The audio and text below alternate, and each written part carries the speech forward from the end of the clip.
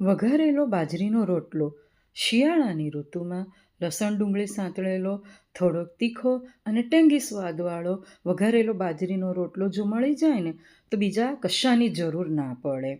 આ માટે બાજરીના રોટલાને ઠંડો થવા દેવો. લેફ્ટ ઓવર રોટલો લેવો અથવા તો બન્યા પછી 6 થી 7 કલાક ઠંડો થઈ ગયા પછી ઉપયોગમાં લેવો. બાજરીના રોટલાના નાના નાના ટુકડા કરી દેવા. એક બાઉલમાં લઈ આ બધા જ ટુકડા ડૂબે ને તે પ્રમાણે મોળી છાશ ઉમેરવી અને અડધો કલાક સુધી રહેવા દેવું.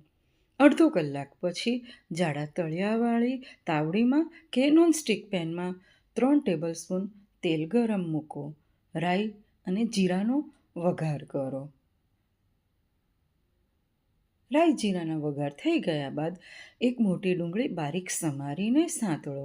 ડુંગળીને સહેજ સાંતળાવા દેવી જરૂરી છે. થોડોક કલર ચેન્જ થાય પછી 1 ટીસ્પૂન હિંગ, મીઠા લીમડાના પાન, 1 ટીસ્પૂન વાટેલા આદુ મરચાં, 1 ટીસ્પૂન વાટેલા લસણ ઉમેરો. મિક્સ કરી દો કાંદા સાથે. એક બારીક સમારેલું ટામેટું ઉમેરો. 1 ટીસ્પૂન મીઠું, 1 ટેબલસ્પૂન લાલ મરચું પાવડર, 1 ટીસ્પૂન હળદર પાવડર ઉમેરી મિક્સ કરીને ટામેટાં સોફ્ટ થાય ત્યાં સુધી ઢાંકણ ઢાંકીને ચડવા દો. 2 થી 2.5 મિનિટ જેટલું ટાઈમ લાગશે. ટામેટાં ચડી ગયા બાદ તેમાં 1 ટેબલસ્પૂન ગરમ મસાલો અને 1 ટેબલસ્પૂન ધાણા જીરાનો પાવડર ઉમેરો. થોડીક તીખાશ હોય ને તો આ વઘારેલો રોટલો સારો લાગે છે. બધા જ મસાલા મિક્સ થયા બાદ છાશમાં ડુબાડેલા બાજરીના રોટલાના ટુકડા ઉમેરી ગરમ થવા દો.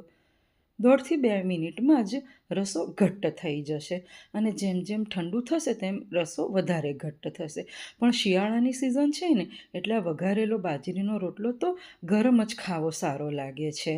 કોથમીરના પાનથી ગાર્નિશ કરી સર્વિંગ બાઉલમાં લઈ લો. તમે પણ બનાવી તમારો અનુભવ મારી સાથે શેર કરજો અને મારી ચેનલને લાઈક, શેર, સબસ્ક્રાઈબ અને કમેન્ટ પણ કરજો.